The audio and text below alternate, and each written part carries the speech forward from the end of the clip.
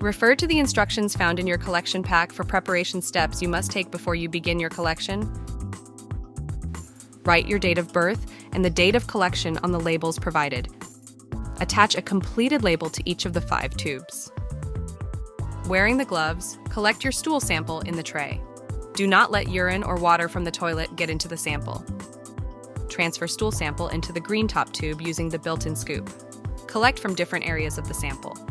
Take 3 level scoops of stool. For liquid stools, collect 6 level scoops of stool.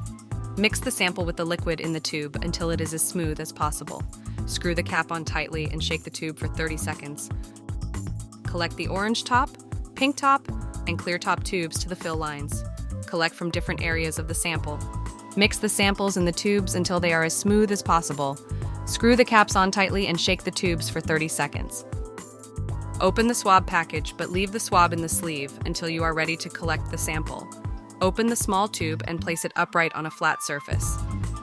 Grasp the swab above the middle notch.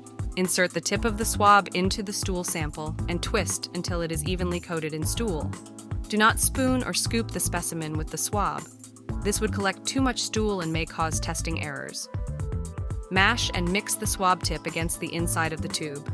Break the swab stick at the middle notch, leaving the swab inside the tube. Screw the cap on tightly. Place all tubes inside the biohazard bag and refrigerate until ready to ship. Do not freeze. Dispose of the remaining stool into the toilet, then throw away the collection tray and gloves. Visit gdx.net/activate and enter the number found on the activation label card. Refer to the back page of the printed instructions found in your collection pack for packing and shipping your collected samples.